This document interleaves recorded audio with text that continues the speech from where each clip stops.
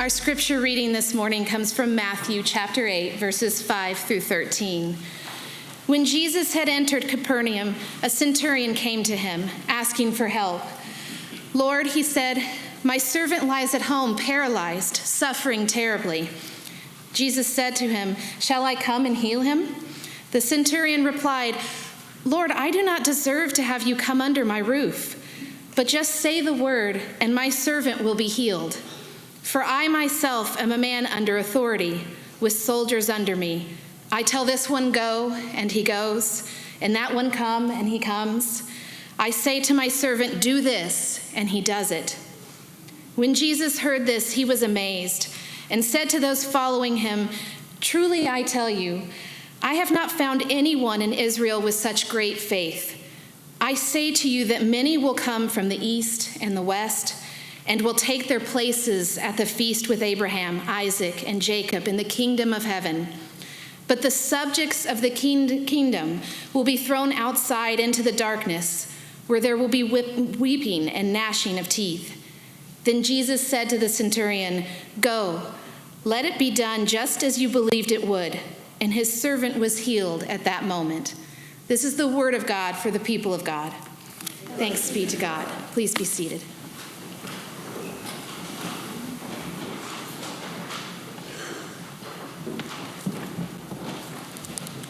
All right, good morning, everybody. My name is Jared Suits, and I'm glad to be here today. This has been kind of a exciting time here at the church. We just had Vacation Bible School this past week. We had about 100 kids each day, and they were running around having all good times and all that kind of stuff. My role this year was I played Thor. If you know Thor, Thor is because the theme was superheroes, and my character was a guy who had padded muscles and long flowing blonde hair. I was obviously the right choice. Luckily, they had a wig for me to wear. So some people said the hair was going to my head, literally and figuratively. So I do miss the hair. If you do come across it, don't tell Jan. It was actually Bill Murphy's outfit. Jan and Bill, because Bill was a pediatrician for many years, has 25 or 30 different Halloween costumes in his house. And I went and got to see all that. But don't tell him I lost it. I don't know where the hammer is or the hair or the outfit. I thought I left it near the kitchen. I couldn't find it. So if you come across a wig and a hammer, it's mine. So it's somewhere here. But more importantly, I do hope VBS was well for the kids. And it was great to see them here, and great to see really the volunteers this year did just a tremendous job. So if you're one of those, just kudos to you, because you did great. They did really well this year. I really was really pleased to see all that take place. The kids, on the other hand, some did good, some listened, some a lot of times didn't. Towards the end of the week, they knew I was not really Thor. I don't know what gave it away, and they were not listening to me so well. And it was interesting. We had a conversation. I started talking to some teachers, and we started talking about authority, and how it just seems that kids today don't really listen to authority the way they used to. Maybe it's because they took out certain discipline procedures out of the school. I remember as a kid, from the time I was in elementary school all the way up till I was in like ninth grade, I received paddlings. Ninth grade was the last time I received paddling. I think I was too old for that. I was like, wait a minute, I got a mustache now, dude. You got to stop hitting me. I got in trouble in art class. Long story there. But anyway, so we were talking about just discipline and kids not listening and not doing what they're supposed to do and all these different things. And I recounted a story to them that I think kids have always sort of struggled with discipline. I remember when I was a kid, we were living somewhere, I can't remember, lived a lot of places, and there was a motorcycle gang showed up. I don't know where we were living that a motorcycle gang was around, but there was a bunch of motorcycles that pulled up to where we were living in this park, and I wanted to ride one. I was like 5 or 6 years old, and I saw it, and I was like, I ran up to it, and I was like, I was going to jump on one, and my dad grabbed me and said, "No, don't do it. Don't do it. You'll get hurt." And I was like, come on, I really want to ride one. And so as soon as he turned away and walked away, I ran over there and grabbed it, and the engine was still hot, and I burned my hand pretty bad. And I was like, oh. And so I learned my lesson, and to this day I've never ridden a motorcycle. But last year, my daughter, who was 5 years old, around the same time I was, my daughter, we were out and back. I had bought this little fire pit, and I was burning stuff in it, and it was metal. And I said, "Listen, whatever you do, don't touch it. It's hot." She looked at me the same way I looked at my father those many years ago, with a sense of disdain and distrust. And I walked away, and next thing I know, 30 seconds later, she's screaming. She'd burned her hand. She'd reached out to touch the fire, or the little hot metal thing. So, generations of disobedient children I am a part of. No, but it's just interesting when I think about authority and discipline and all those different things. Do you all remember the first time you disobeyed your parents? The first time you didn't listen to them? We're probably a mix of different groups here. We're probably, some of us were the ones that listened to everything right. Others, more rebels. There's a big smile right there, so that AJ's a rebel. So there's and others kind of in between, a little bit of both. And so today we're going to be talking about authority, because we have a very interesting relationship with authority. Because when authority is on our side, we crave it, we need it, we want it.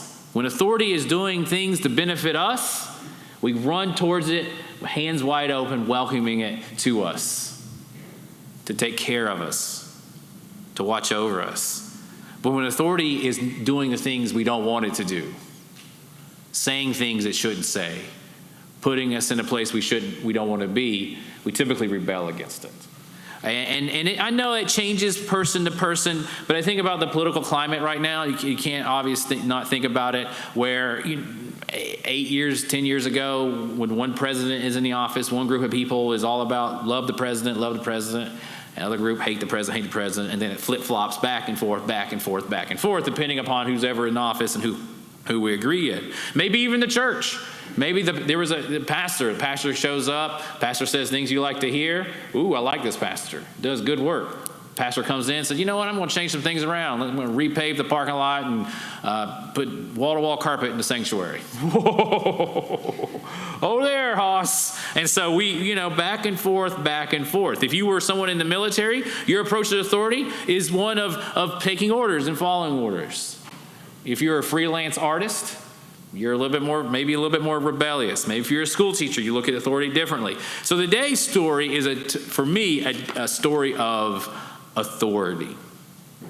And I love this story so much. Just the amazing thing that really sticks out to me is just Jesus' reaction. I love this story. Here you have Jesus who's been up on the mountain teaching. So he's been teaching for a while, and now he's coming down and he's starting to do more of the work, starting to do healing. And so the numbers are growing, and they're growing a lot. And in the middle of this conversation he's probably having with people and people surrounding him, you see the Roman centurion show up. Now, what is a Roman centurion? There was some debate about this, even among staff members. But Betsy and I began to look it up, trying to figure it out, because you had two different sides of the story. And the best we can tell, a Roman centurion was somebody who commanded about an army of about 80 to 100, kind of like a mid-level, mid-management type of person, whose role was to make sure Rome's will was being lived out, that things were doing what it was supposed to do. And to become a Roman centurion, you had to be the best of the best. You had to be an excellent fighter. You had to be able to kill and destroy quickly and easily as a fighter. You had to be clean. You had to take care of yourself. And you had to follow orders and be able to give orders. So they were the best of the best, these Roman centurions. And so you can imagine the people's faces when they come and they see, oh, the Roman centurion showed up. I'm sure there was a moment of hesitation. Of course, when you are following somebody and you're in a crowd, you always look at the leader to see how their reaction. So I'm sure they looked at Jesus. What's Jesus' reaction? Because if Jesus was like, "Oh, we better get out of here," they would have ran. If Jesus was one of whatever his reaction, that's the reaction they were going to give. And so they look at Jesus. Jesus is watching this man come. This man comes up, and the first thing he says to him is, "Lord, I am not worthy." That's a big deal. That's a big deal. He talks about, "I'm not worthy, and my young servant lies in bed, and he's paralyzed in pain." And Jesus says, "I will come and heal him." And something amazing happens. The centurion tells Jesus, "No, you don't have to come. You just have to speak the words. Just say the words, and my servant will be healed. And Jesus is amazed. He's amazed by what he hears, because everything else he's probably been hearing before this has not compared to the faith and the trust that the centurion has shown him. And he talks about how many Israelites, for those the kingdom was prepared for, did not have the faith of this man, the faith of an outsider. And this part always sticks with me, because I am now considered an insider. I'm an insider now. We're all insiders. So anytime Jesus talks about an outsider, I get a little lump in my throat, uh-oh, I better check myself. And this outsider comes and he begs for his servant to be healed, because he has a sense of trust in the authority of Jesus. And I think to myself, as I read this story this week a few times, I thought to myself, was this the first stop for the centurion? Was this the first person he went to? My guess is probably not. Because he had access to a lot of different things. He had access to certain health. He had care. He had access to certain people. He had access to certain power and privilege. And I'm pretty sure that this man, who was obviously a good man, who cared about his servant, who cared about the person that was with him, I'm pretty sure that as people were bringing caretakers and he ordered healers, and day in and day out, people would come to try to help his servant, and each one would not meet the demand of the healing. So day after day after day, this season of micro hopes probably wreaked havoc on him. So what is a micro hope? Have you ever had an issue or a problem in your life that needed fix? Recently, I had a plumbing issue at my house, and I thought, I go to all the trouble of fixing it, I'll just put some duct tape around it. Duct tape is a micro hope. It's that moment when you pull it out and you hear that noise, you're like, it's going to solve all my issues. And then a couple days later, the leak is still there. A micro hope is something that, yes, it could be that small. But I think for a lot of us, we are constantly in a season of micro hopes. We have one moment of pain and suffering that hits us hard, and we think, how can we fix this? So we go day in and day out, day out, looking for things to sort of stop the struggle that's in our hearts or this pain that's in our lives. We bounce from one place to the next. It could be as simple as counting the days that you hate your job, and you're counting the days to your next vacation. Oh, if I can just get to this next vacation, 360 days from now, all will be better. All will be better.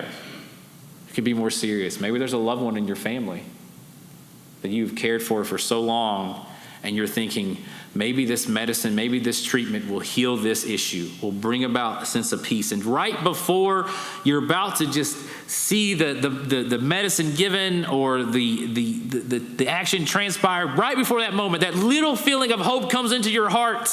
And of course, like most things in life, it completely falls apart and doesn't work.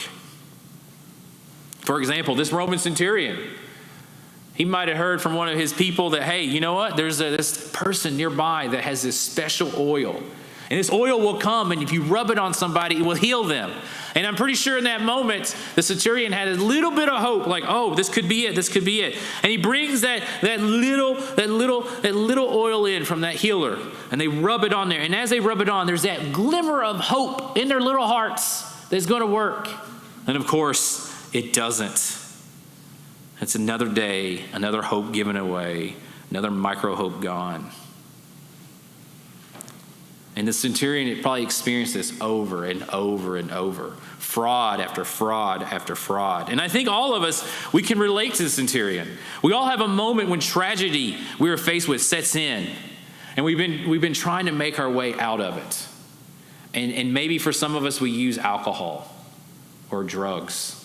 Or maybe we use watching too much television. Or maybe we use gossip. Or maybe we use putting other people down. There's something that we're just trying to just bring us a sense of micro hope to get us out of the tragedy.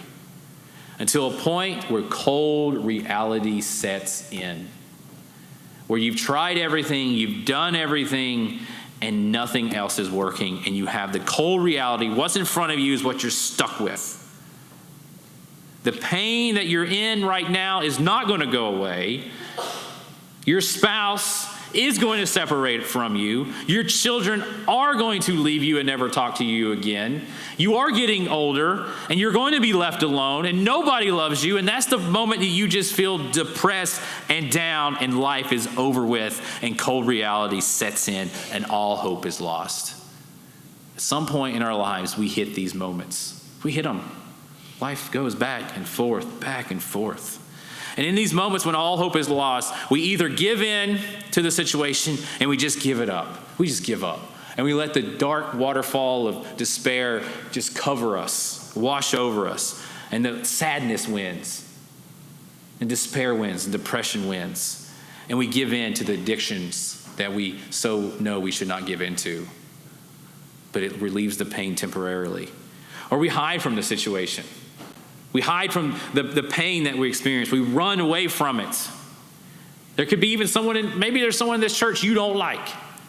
And the reason you're at this 10:45 service is because they go to the 8:30 service, and you're hiding from them. Maybe you used to go to their Sunday school class, and you switch to Sunday school, or you don't go to Sunday school at all because you hide from it. Or we close off from the world. We just completely shut down. We don't want to be happy. We don't want to be sad, so we close ourselves off. We don't want to feel any emotion because the emotion we typically feel is bitterness and anger, and we just want to close our hearts up, and we don't want to deal with it because when hope is lost, this is how we react. This is a general human condition. But however, the centurion does something that I wish I would do more of. He goes to Jesus. After all his searching, the centurion hears of a man named Jesus. And why would he? Well, think about it. The centurion has a special training and a special job. His job is to make sure Rome's will is being met. And he does this his entire life by using death and destruction. The Roman centurion has a special skill set to look at a crowd and assess a threat. He has a special gift to look at what's happening inside of a city and see things are shifting, things are changing. I need to deal with this. And so all of a sudden, he hears a report of a man named Jesus. And he has a different reaction this time. And how does a man who was more likely raised in a pagan home, a man responsible for death and destruction for Rome, know Jesus was the authority he was? How do you recognize authority? How do we recognize authority? And sometimes it's easy. It's the person elected to office. It's the person they hire as your boss. Okay, that's the person in charge of me. I get it. Maybe it's somebody who's an authority in your life who they just carry themselves that certain way. They just stand up taller and they speak with a certain voice and a certain assurance. There are people who can make it happen. They keep things in order. So, it would make sense that a man who spent his entire life wrapped up in authority, like the centurion, as someone who follows commands and someone who gave commands, would know what authority looked like. But how did he know Jesus would actually heal his servants? Like I mentioned before, the centurion was supposed to look at people differently. He looks at people differently, looks beyond the obvious than I do. I live each day by day, moment by moment. Very reactionary. But the centurion saw a larger picture. So some people would have seen Jesus as someone who was just very popular. Oh, people like Jesus. He says nice things. He does nice things. He says cool things. Others saw Jesus as a threat because he was hurting the religious leaders and all these different things. But the centurion saw a bigger picture. The centurion literally saw a man who was changing the society he was in. A man who was coming in under authority, who was coming in with authority, and a man who was marching in like an army, but not one of destruction and despair, but an army of peace and love and hope. The centurion had seen armies and seen war. He's seen destruction, rage, and conquest. He's seen all these different things. He's seen the world change by the hand and the fist and the sword of his own and that of Rome. But he sees the world changing again. He sees it because of Jesus. who was doing something completely different in a unique way. He saw Jesus coming not to destroy, but to give life. Not to bring death, but to give life. Not to give pain, but to give healing. Not to conquest, but to give hope. Just as the centurion would have recognized an army on the move of conquest, I'm pretty sure when he heard what was happening with Jesus, he knew something was on the move. He knew an authority figure was making its way. And it was radically changing everything that the centurion had ever seen. He was taking people that were in pain and bringing them hope. You can just imagine centurion seeing this. Like I said before, really, one of the ways you got this job was by the power of your sword. He had changed lives. He'd caused widows. He'd caused orphans. He'd blinded people. And now he's seeing a man who has come to comfort the widows and the orphans and to heal the blind. There's a power in that the centurion probably respected and knew. But we all see authority differently. I envy the centurion. I really do. His faith and ability to see Jesus is so differently than mine. Because I struggle with authority. I'm a limited man. And I've always struggled with authority. It's funny, I'd never really thought about it this much until this week when Betsy said, this is sort of the focus, is this authority. I didn't realize how much I struggle with authority. From the time I was a kid, my parents tell me stories of like the first day when they dropped me off to kindergarten. They bring me into kindergarten, all the other little kids are crying. I don't want to go to kindergarten. Their parents are crying. I let go of my dad's hand. The first thing I said to him was, I don't need you anymore. I got this. And that's literally what I said. I don't need you anymore. And that's really been my mentality with authority. I don't need authority. My parents would say things, and if it pleased me, I would do it. If it didn't, I sort of got around it. I was a good kid just based on the fact that I was good to the people around me. But in my heart, I never respected authority. I was really a bad student. I was the kind of student, and they can't do this anymore. This is no joke. I had my fourth grade teacher. She took off her belt one day, and she tied me to my seat. That's how bad of a kid I was. They can't do that anymore, can they? You guys ever been tied down by a teacher? That's what's wrong with you kids today. Get tied down by a teacher, you never do it again. I was a kid always put out in the hallway, always isolated from everybody else, didn't respect. I was so bad, the teacher would try to teach us math, and I would do math my own way. Like there was a certain way to solve a problem, and I would show it a different way. And teacher, you're not supposed to do it that way. I was like, that's the way I'll do it. And it continued, even when I went on and got older and started having bosses. I never respected them. Looking back, I didn't. And some of them deserved it, some of them didn't, but I should have still listened. Here's a little secret. I would look at my boss, no matter what it was, no matter, like even I got a job at Home Depot. I was working in the garden. And I remember looking at my manager one day, I was like, I can do her job. I can do it better than she can. So here I am, throwing mulch on the back of this truck. I can do her job. All she does is walk around every day, say hi to people. Every day, every step of the way. Every boss I had. I've gotten better at it, but I'll tell you a little secret. I sometimes even look at Micah and say, I could do his job better. I do. I look at him, I can do that.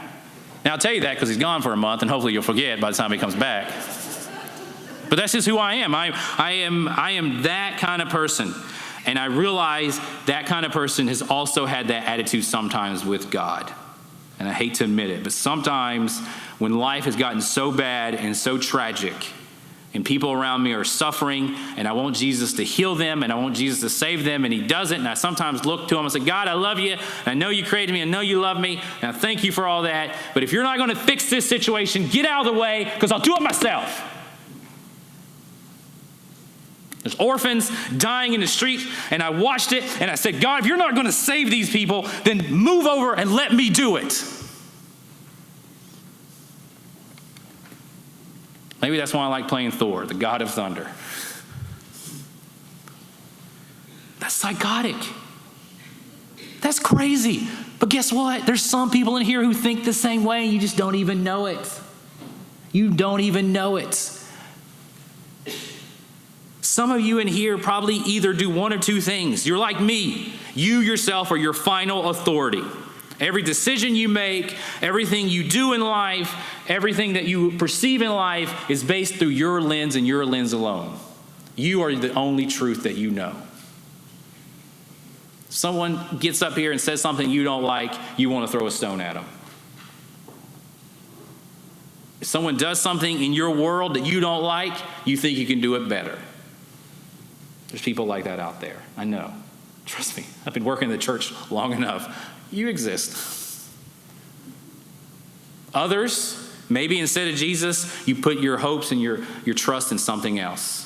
You go from one authority figure to another authority figure to another. Micro hope to micro hope to micro hope. Maybe it's your spouse. Maybe it's a teacher. Maybe it's whatever it is. But you're still not relying on Jesus. And when that person lets you down, your world crumbles and you just try to find somebody else. We really do struggle with authority in the church. We really do. The American church struggles with authority. And I mentioned this last week in the other service. And I think about it again, and I think it applies again today. We struggle with authority because we struggle with discipleship. Discipleship is putting yourself under the authority of Jesus Christ and doing the things he asks you to do. Pray, read your Bible, fast, have Sabbath rest, all these different things. And the American church doesn't do it. We don't do it. You know how I know? Last year we did a survey with Jean and Julianne. The result of that, we pray and that's it. That was the result. That's universal across every church. Why is the church shrinking in the American church, shrinking like this? Well, if you work hard for something and you put the effort into it and you're disciplined, you will see results. But we are not a disciplined church under the authority of Jesus. We're not. We're not. And I don't say that loosely. I say that with the proof that we're doing this. We're also doing another survey right now. And we're trying to figure out who in here can be small group leaders and who in here wants to be a host. And the truth is, a lot of you are not putting the answer yes on those. It hurts me. It hurts me. We struggle with discipleship. Because if we followed the disciplines, we would be a radically growing church if we put ourselves under the authority of Jesus. And no, you don't. You might not like it. You might want to pick up a stone and throw it at me. I get it. Because if I was in your seat and somebody was saying that to me, I'd do the same thing. I'm the guy that told God to move. I'd do his job better. You think you have an ego? If you say that to God, you have an ego. But Jesus needs to be our final authority. As the story tells us, Jesus did not even have to go to the man's house. That's how powerful he is. He was just healed. After waiting and worrying about his sick servant, the Roman centurion, upon encountering Jesus, just said, I have faith in you, Jesus. I trust you, Lord. I trust you. Because Jesus was not a micro hope. He was the real hope, the real authority, the real giver of life. How do we see Jesus' authority in our life? Take a second and really think about that. Where is Jesus in your life? When you look at your life, what are the things that run it? Does your job have more of an authority? Does your kids, do they have more of an authority in your life? Does your wealth have more of the authority in your life? What has the authority in your life? Last night at dinner, I asked my kids, how do you view authority? I asked Henry that. He's here today. My daughter's not. She rebelled against me, left. I asked Henry, I said, what does the word authority mean? And he said to me, I don't know what that word actually means. I guess I'm not doing a good job teaching authority to my children. But it really does go to the point, what does it actually mean for us? What does it actually mean for us to turn our lives over to Jesus? I think about the centurion after all this happened. He goes, and I'm pretty sure, folks, that was not an easy thing to do. And you think you're a big deal? This guy was a big deal. This guy was a big deal. And to turn himself over to Jesus, to turn his whole life over to Jesus like that, to turn his authority over to Jesus probably was not easy, but he was desperate for his servant. And imagine that night. The nights before he met Jesus were probably hard and full of non-rest. You've all been there at some point in your life where maybe you've lost a job or a loved one or something in your life, just some sort of tragedy has hit your life, and those nights that you experience are full of unrest and unease. Your heart is aching and breaking, and you can't sleep. And every night before this, the centurion goes to bed thinking about, oh, that didn't work today. My servant is still sick. Every day, he was just struggling.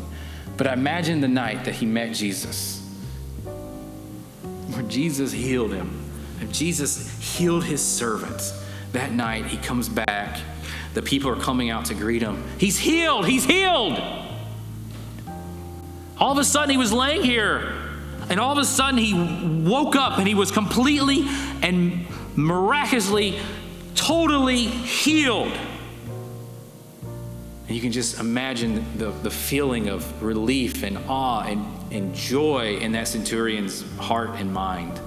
And he goes to bed that night, and for the first time in a long time, he has rest, true rest. We are a people who do not rest. We don't rest. We are busy. We move a lot. We concern ourselves with a lot, but we do not rest because everything else in our life seems to take authority, whether it's ourselves or something or someone else. But if we just turn ourselves over to Jesus and just trust him, seriously trust him, and know that he will heal and help and bring about transformation in our life. It doesn't happen right away. No, it doesn't. It doesn't. And I don't know why. I struggle with that too. I don't know why. Jesus was able to heal that servant that day, and there's probably people in your life you've been praying for 40 years for healing, and it still hasn't happened. But you cannot let go of the authority of Jesus in your life, because that transformation will be beyond the physical. It will be in the heart. It will be in the mind. It will be everlasting, everlasting. Because, folks, the things of this world that we put in our authority over us fall apart. We all go away in some form or fashion. But Jesus is everlasting.